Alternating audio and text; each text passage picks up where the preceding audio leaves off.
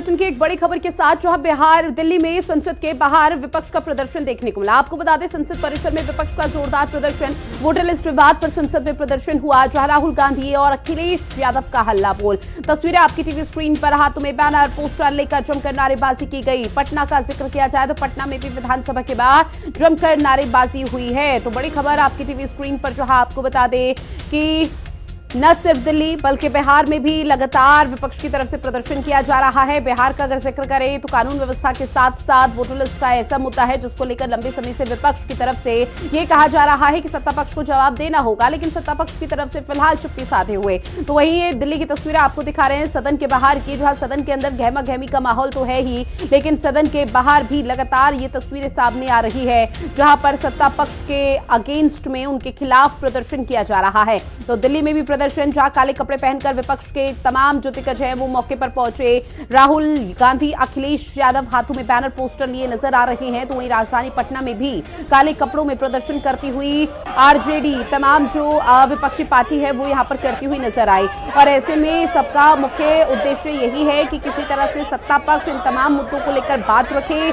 उन तमाम सवालों का जवाब दे जो विपक्ष की तरफ से उठाए जा रहे हैं। और इसीलिए ये माना जा रहा है कि आज सदन की कार्यवाही का तीसरा दिन है और आज भी आपको बता दें हंगामे की भेंट चढ़ सकती है।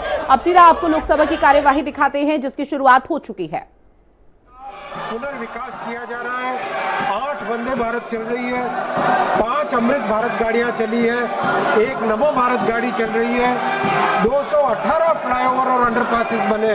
माननीय अध्यक्ष जी, बिहार के प्रति रेलवे का संपूर्ण दायित्व है और बहुत तेजी से उसमें काम कर रहे हैं। माननीय सदस्य प्लीज। अध्यक्ष महोदय, मैं माननीय रेल मंत्री जी और यशस्वी प्रधानमंत्री जी का धन्यवाद करती हूँ। उन्होंने बिहार के विकास के लिए विभिन्न रेल परियोजनाओं को स्वीकृति दी है और मेरे प्रश्न का विस्तृत जवाब भी दिया है, इसके लिए धन्यवाद। मैं शिवहर लोकसभा क्षेत्र का प्रतिनिधित्व करती हूँ और शिवहर के लोग स्वतंत्रता के 75 वर्ष बाद भी रेल सुविधाओं से वंचित हैं और इसके लिए सरकार ने सीतामढ़ी शिवहर रेलखंड 28 किलोमीटर के लिए 566.83 करोड़ राशि की स्वीकृति किए हैं। माननीय अध्यक्ष जी, माननीय सांसद महोदय ने जो शिवहर सीतामढ़ी का प्रोजेक्ट का मुद्दा यहाँ पे उठाया है, बहुत ही इम्पोर्टेंट प्रोजेक्ट है ये। और इस प्रोजेक्ट के लिए 262 करोड़ रुपए ऑलरेडी भूमि अधिग्रहण के लिए जमा कर दिए गए हैं। काम बहुत अच्छा तेजी से जा रहा है और ब्रिज का टेंडर भी कर दिया गया है जो कि बागमती नदी पे बनेगा, देकुली धाम को जोड़ने वाला। और सीतामढ़ी शिवहर नई लाइन प्रोजेक्ट के लिए 567 करोड़ रुपीस सैंक्शन किए गए हैं और इस काम पे तेजी से, इस प्रोजेक्ट पे तेजी से काम चल रहा है। गिरधारी यादव जी।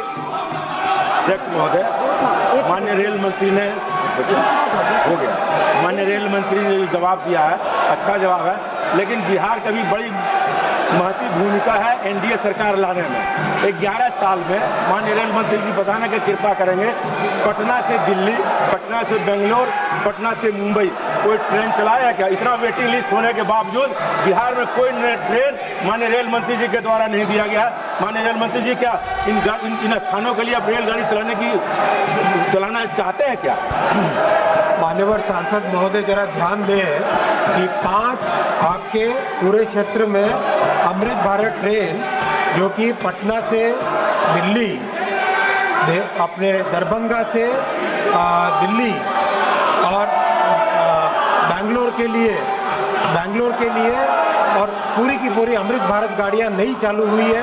और ये प्रधानमंत्री जी का एक बहुत ही विशेष ध्यान है कि अमृत भारत ट्रेन ऐसी ट्रेन है जो गरीब से गरीब वर्ग को भी अच्छी फैसिलिटी की एक ट्रेन की सुविधा देता है और ये सब नई गाड़ियां शुरू हुई। माननीय सदस्यगण,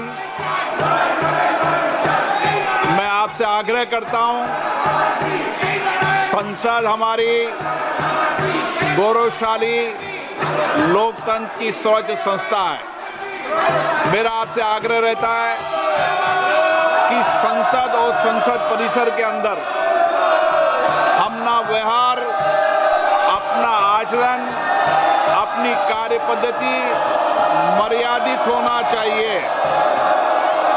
देश की जनता ने आपको उनकी आवाज, उनकी अपेक्षाएं, उनकी कठिनाई, उनकी चुनौतियां, देश के मुद्दों और नीतियों पे चर्चा करने के लिए भेजा है। आपका जो आचरण है, जो व्यवहार है, वो सड़कों का आचरण व्यवहार आप संसद में कर रहे हैं। ये देश देख रहा है। आप जिस राजनीतिक दल के लोग हैं, मैं उन नेताओं से भी कहना चाहता हूं कि देश आपके सदस्यों के आचरण व्यवहार को देख रहा है, उनकी कार्य पद्धति, उनके व्यवहार को देख रहा है। मैं पुनः कहना चाहता हूं, सदन में तख्तियां लेकर आने वालों पर मुझे निर्णायक कार्रवाई करनी पड़ेगी।